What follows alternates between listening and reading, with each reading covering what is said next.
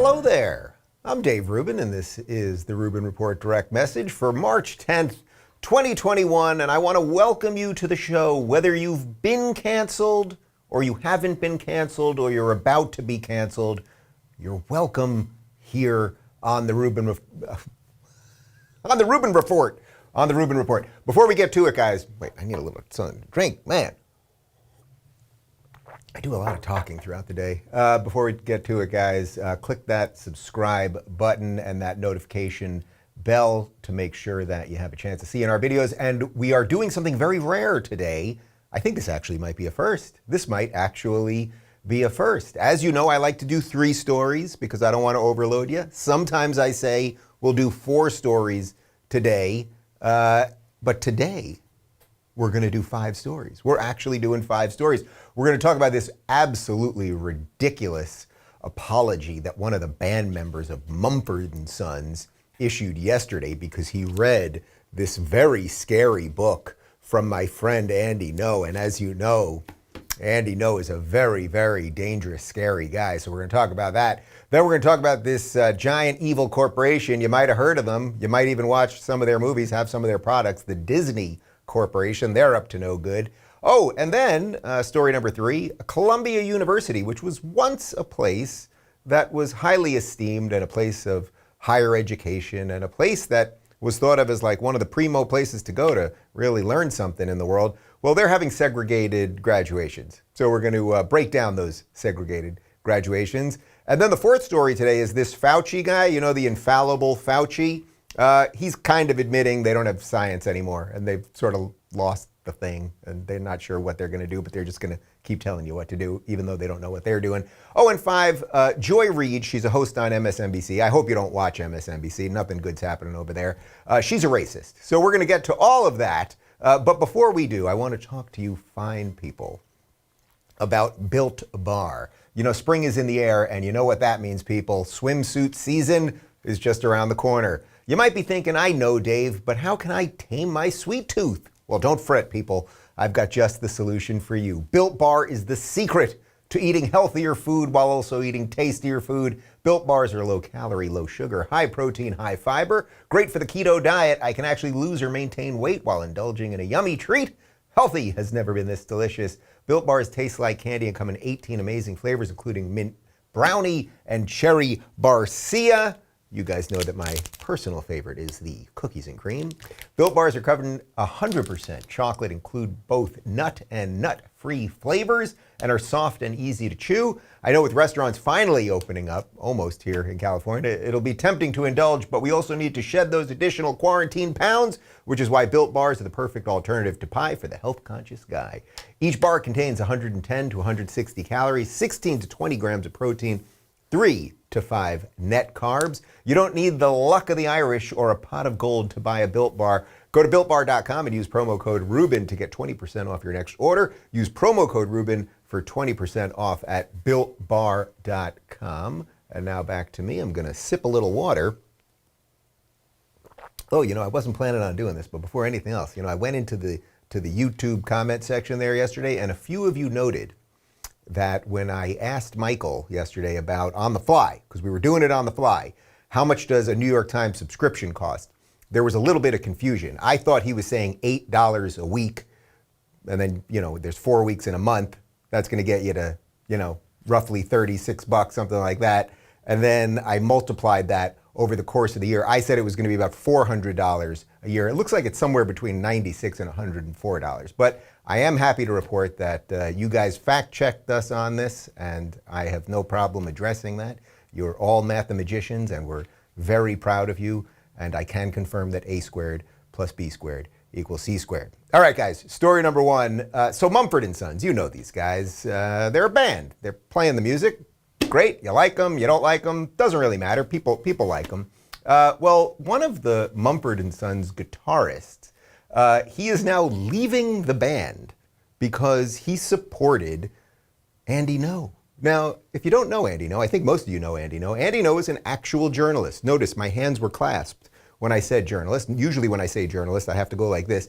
Andy Ngo is an actual journalist who I've had the pleasure of getting to know over the last couple of years. I've seen him out in the field.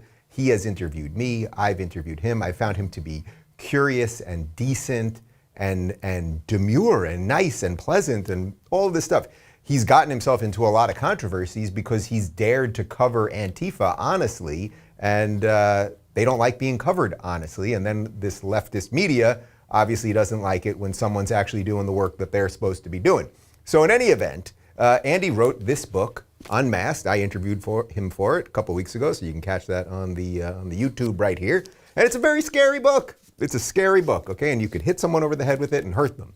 Well, Winston Marshall, the guitarist from Mumford and Sons, he tweeted this. It's quite fascinating. He said, "Congratulations, Mr. Andy Ngo. Finally had time to read your important book. You're a brave man." Okay, so he read a book. A guitarist for a popular band read a book and then congratulated the author. This is a book that's, been published by legit people and, got good names on the back. Tucker Carlson, Douglas Murray, Ayaan Hirsi Ali, pretty impressive.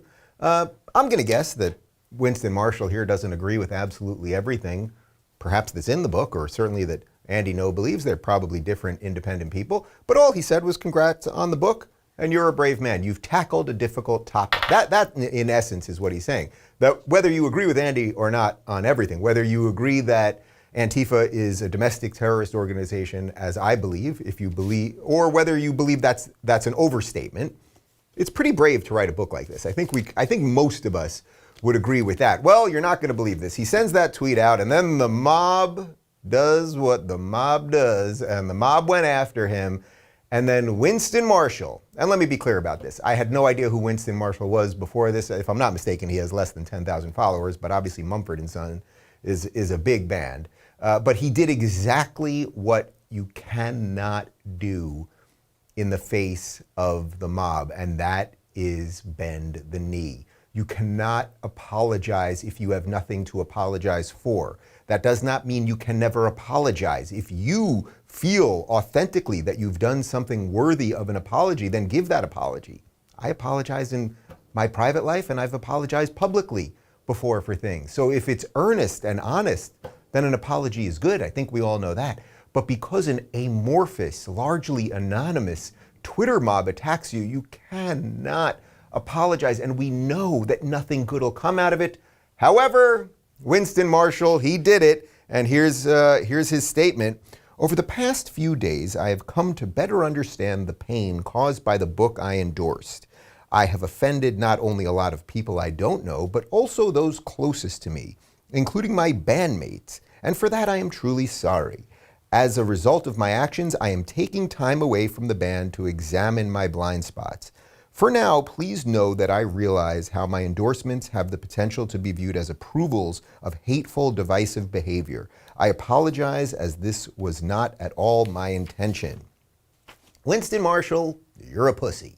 I get the inclination. I get it. It's not fun when people say mean things to you on Twitter. You're not going to believe this, but not everyone loves me. And sometimes people say mean things to me on Twitter. You can mute them, you can block them, you can ignore them. Those are options. But first off, what's very bizarre here is he says this thing about I want to get the exact line here. The pain caused by the book I endorsed. Now, as far as I could tell, he'd never endorsed whatever that means, like a band member endorsing. I don't even know what that would mean. But he didn't endorse it. He said, "Congratulations, finally had time to read your important book. You're a brave man." All right, I mean, I guess that's some sort of a tacit endorsement at some level. But he's going to step away from the band and he's offended the bandmates and the approval of hateful, divisive behavior? Have you ever heard anything come out of Andy Ngo's mouth that is hateful or divisive? He's writing a book about the hateful and divisive people. Up is down, left is right, war is peace. You guys get it yet? This is such pathetic. It's such acquiescence. It's such, oh, I'll feed the alligator so the alligator won't get me. Well, you're just nothing now. And I guess, you'll just dip out for a little while and then maybe you'll come back to the band. But you'll be half a man. You'll be half a broken man. And I just for you guys out there, just never apologize if it's not legit. Nothing that he said there. For now, please know that I realize how my endorsements have the potential to be viewed as approvals of hateful, divisive behavior. Yeah, No, that's not this. I hope you guys get it. I think you get it. But if you think that's ridiculous, like popular bands breaking up in essence because one of them liked a certain book that's against the hateful organizations, if you think that's stupid, well, this is a really interesting story because this broke. So what I'm about to tell you actually happened back in October of 2020, but it wasn't reported on until the last couple of days because of all this stupidity with Mr. Potato Head and all the Dr. Seuss books and everything else. We've got a quote here from the New York Post. Children under 7 will be forbidden from watching Dumbo, Peter Pan, Swiss Family Robinson, and the Aristocrats. Settings on the app will prevent the movies from even showing up on the young viewer's profile. So what they're referring to there is Disney Plus. Disney Plus, when you sign in essence, and I'm sure you guys have seen this on on Netflix or on Hulu, on some of the other ones, you have your adult profile and then there's like a children's profile, right? That way, I guess if you're not with the kids, you can just log them into the kid thing and then they're gonna just get kid movies. They're not gonna, see all the rest of the adult trash that's on those sites. I have no problem with that, by the way, and most people don't. What's strange about what Disney has done here is they've taken these specific movies, Dumbo, which I'm pretty sure is a kid's movie, Peter Pan, Swiss Family Robinson, and the Aristocrats. They will no longer be in the kids section. Those are now going to be for adults, which is very bizarre. But the Walt Disney Company issued a statement about this. They said these stereotypes were wrong then and are wrong now. Rather than remove this content, we want to acknowledge its harmful impact, learn from it, and spark conversation to create a more inclusive future together. All right, so just to be very clear here, Dumbo, Peter Pan, Swiss Family Robinson, and the Aristocrats, no one has ever been hurt by these movies. No one has ever been hurt. They do not further racism, or have tastes changed over the years? Has what the Overton window accepts changed over the years? Yes. Is some of that okay? And is some of that progress at some level? Yes, the answer is yes to that. But if you think that these things have put forth bad ideas that have really hurt people, simply nobody has been hurt by these things, but they're pretending that they have. And let's show you some images from some of these things because they have the specific images that are the scary images. Here, this is from Dumbo, and I remember Dumbo watching as a kid. I thought these crows apparently are racist. Now, I always thought of them as crows. I just thought they were a bunch of snarky, funny crows that hung out together and they kind of talk fast and, that was it. But apparently, the portrayal of the crows in 1941's Dumbo is racist at some level. Peter Pan, as you can see here, now there's what appears to be an Indian chief smoking the peace pipe. Now, as far as I know, Indian chiefs in the past did smoke peace pipes. They might even still today, but that is being criticized over its depiction of Native Americans. You might think that, well, that's interesting because he wasn't a bad guy in the movie, and Peter, if I'm not mistaken, kind of liked what he was seeing there, and maybe it got people to understand Native American culture a little bit more, but call me crazy, I don't know. This is Swiss Family Robinson. This was flagged for portraying the pirates as a foreign menace because you don't want to offend pirates in 2021, so the best thing that you can do is get rid of movies from about 60 years ago. Unclear to me what he's doing to this woman at the moment. She doesn't look thrilled to be there, so maybe there's some legitimacy to this one. I'll give you that. And then The Aristocrats, which is one of my favorite Disney movies from 1970. It includes problematic stereotypes of Asian culture. And yes, is there a cat using chopsticks to play the piano? There is. There is. And if you think that that caused anyone to hate Asian people, you're an idiot. And again, tastes change over the years.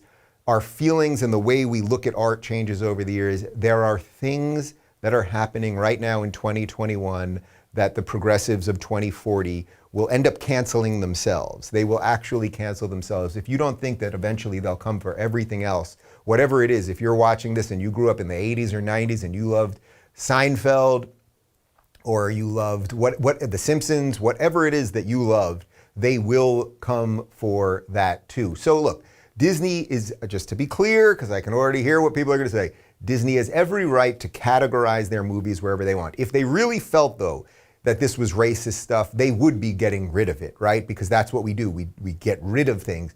But now they're saying only adults can make the choice to allow the kids to watch this. However, I'm fairly certain that you could go back and find a lot of similarly racist, or whatever you want to call it, stuff from many other Disney movies, and it's all based on stereotypes and everything else. I mean, even Moana. I watched Moana with my niece. I mean, it's all about the Pacific Islands over there and the culture, which is actually wonderful. But you know, it's the French islands, right? The French basically have invaded the islands. They didn't address that appropriately in the movie. I mean, somebody want to talk about that? Like, we better, you know, do something about something. Anyway, I think you get my point on this one. Can you tell I'm a little exasperated today by the endless stupidity? Columbia University, guys. It was once a highly esteemed place of higher learning. I used to live on the Upper West of New York City, so I was surrounded. I lived mostly in the West 80s, and Columbia's in like the upper 90s, low hundreds. So there were a lot of Columbia students, and I had roommates that were, I often rented. I had a second apartment, and one of the ways that I was able to get by was renting that second room to different college students. I had a Chinese exchange student live with me. I had all sorts of interesting young people live with me over the years.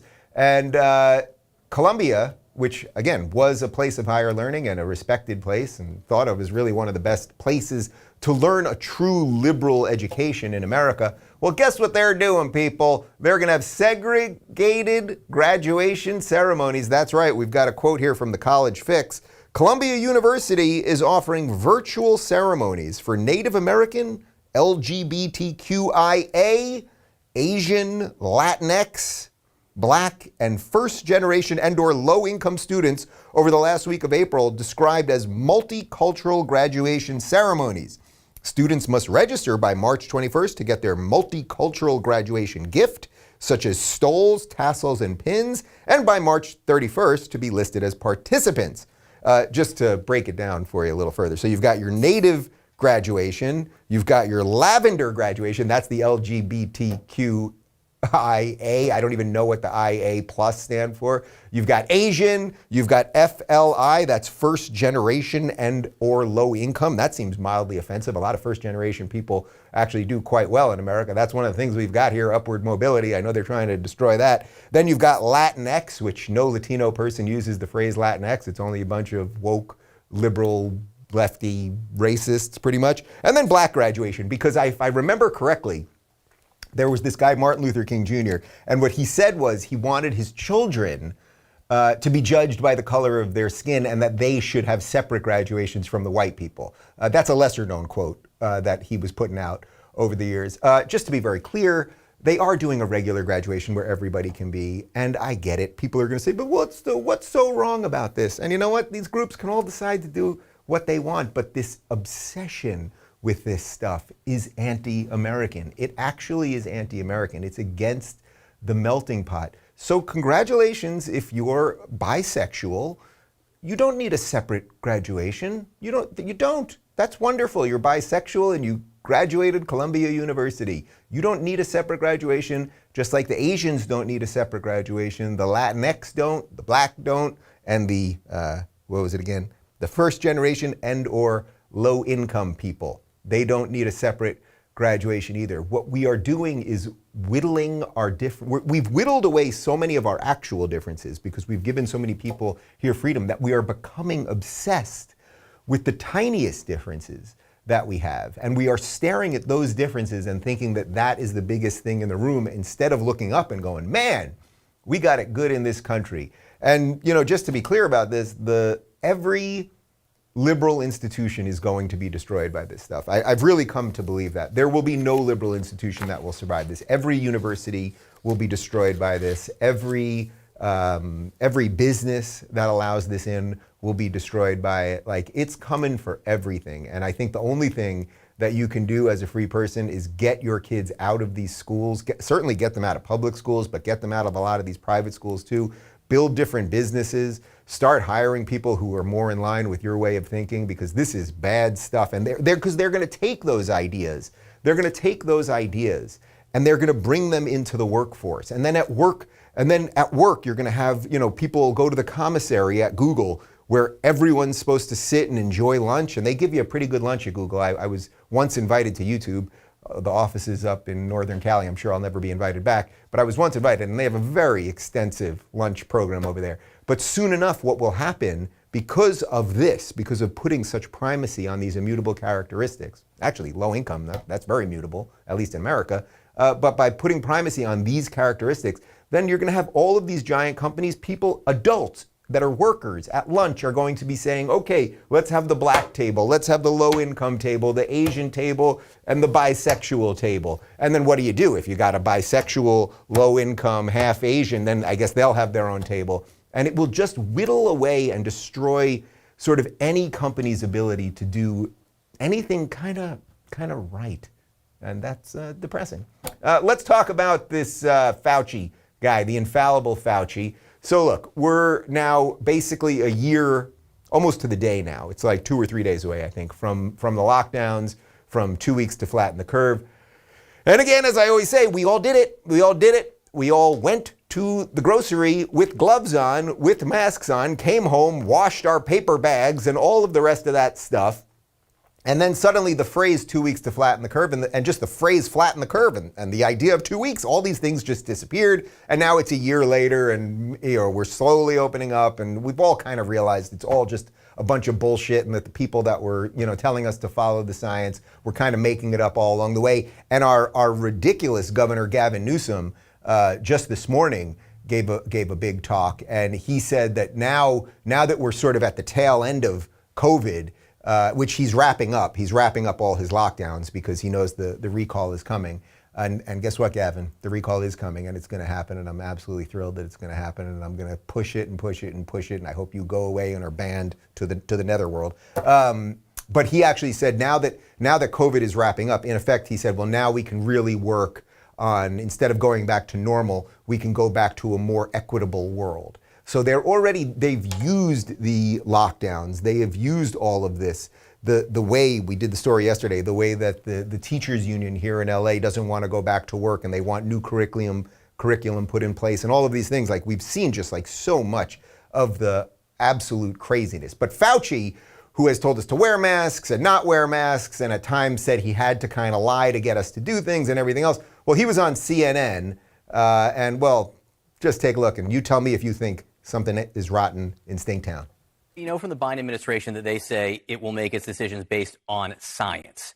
What's the science behind not saying it's safe for people who have been vaccinated, received 2 doses, to travel? That's a very good question, John, and the CDC is carefully heading in that direction. When Dr. Walensky made the announcement a day or two ago about the fact that when you have a couple of people, 2 or 3 or more people in a family setting, both of whom are vaccinated, even if it's someone from a friend that doesn't have to be a member of the family, that was the first in a multi-step process that they are going to be rolling out. They're being careful, understandably. They want to get science. They want to get data. And then when you don't have the data and you don't have the actual evidence, then you've got to make a judgment call. Did you catch the last part of that? When you don't have the data and you don't have the evidence, then you have to make a judgment call. So he's admitting that they don't have the data and they don't have the evidence. Well, Fauci, I know you get over a $400,000 salary from the government. You're the highest paid person in government, and I have no doubt that you have investments in all sorts of companies that made a lot of money during this whole thing, and you became a big star and all of this stuff. But maybe you owe some people who were out of jobs and whose families and lives you destroyed, maybe you owe them an apology. I mean, they're basically telling you, we're going to do stuff without evidence and then we'll figure it out later. This is not acceptable anymore. This is not acceptable. I'm not going to pay attention to you anymore. I know. I'm a radical right-wing freedom extremist. I get it. But you don't deserve our attention anymore. Like, wait, we don't really have the evidence, so we're going to figure out something and then we'll get back to the evidence thing. But I thought we were following the science. Isn't that a big thing with you people? Follow the science, follow the science. Okay. Let's talk about the racists over at MSNBC. Because I saw this clip this morning, and this is why we're doing the 5th story, because we're only doing 4 today. But then I saw this clip and I was like, this is just such the perfect example of how the anti-racists, the people who call everyone else racist, who purport to be the most anti-racist people, how actually they're the most racist. Now, I want to preface this by saying that you should not watch MSNBC. There's nothing good happening on MSNBC. If you want to be blue-pilled and you want to be part of Blue Anon, then you should watch MSNBC. But there's nothing honest coming out of MSNBC, and it's basically just a Democrat talking point forum, in essence. So Joy Reid is one of the hosts over there. She's written a lot of homophobic things in the past. Then she pretended that her email got hacked. She's no good. Anyway, she's, just listen to the line and you tell me if this strikes you as racist or not. I want you to listen to South Dakota Senator John Thune. This was his take on the minimum wage over the weekend. The minimum wage is something that is particularly troubling and harmful at a time when you're trying to get people back to work. I worked for less than the minimum wage. I worked for the minimum wage. I started bussing tables at $1 an hour. I went up to $2.25 when they moved me up in the place, and then I finally made it to cook, which was big time. That was $6 an hour. What you're essentially telling those businesses in South Dakota that I just mentioned, that you're going to increase the amount of money that they have to pay their workers by over 50%. 50% increase. You got to love the Tim Scott standing there to provide the patina of diversity over that round of words, that basket full of words. What do you make of John Thune's argument? Because his $6 an hour would be $20 an hour now if you account for inflation. But your thoughts? Well, he's just so out of touch. Did you catch it there, guys? It's not what she's saying about John Thune and minimum wage. And by the way, I stand by everything that he said there. It was all very honest and real. And not every job is worth X amount of dollars just because the government says so. But that's not the point. She talks about the patina of diversity. The patina of diversity because, did you catch it? Did you catch it? There was a black man standing behind him. He's a senator. He's a Republican senator. His name is Tim Scott. He's a good man. I like him a lot. If he was running for president, I'd probably vote for him without any qualms.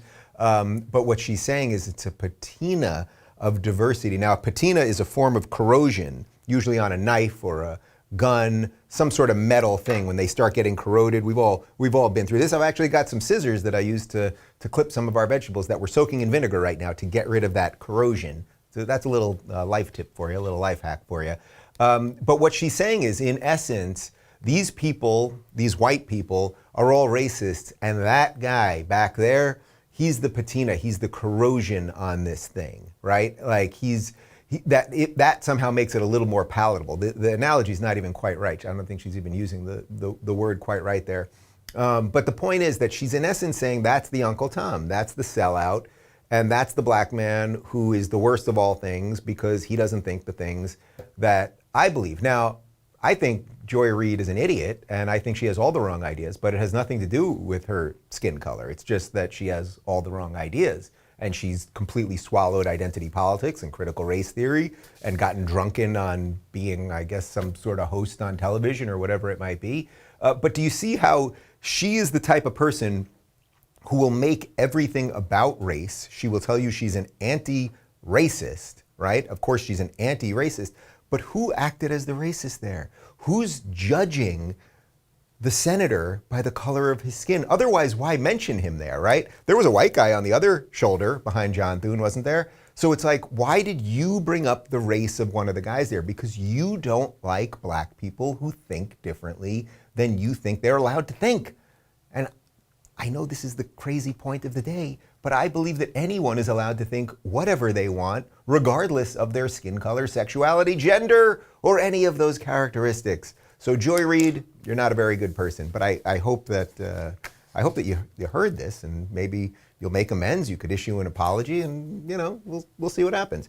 I've been a little dour today. I was a little more dour than usual. I don't know what happened there. The stories, you know what it is? You get on Twitter in the morning, you see all the craziness. We go through the stories, and I was just like, Disney, this one, it's just like a punch in the gut, and somebody's going after my friend Andy Ngo, and then someone gets canceled for it, and then does the worst thing. I think that was the one that got me. That when you still see these people with these fake apologies, I'm just like, I'm so in this fight, and I see those things like the guy, the host of The Bachelor, who issued that fake apology, and it's like, man, if you guys want to live on your knees forever, but you got to get out of my way because we got a world to fix, and I know you guys are in it with me. Listen, guys, our part 2 of my Dana Perino interview just went up on YouTube this morning, so you can check that out. And of course, the full interview is up at rubinreport.locals.com, absolutely ad-free. And we're going to do a little Friday panel this Friday on health in a time of COVID, because, you know, now it's coming out that there are so many studies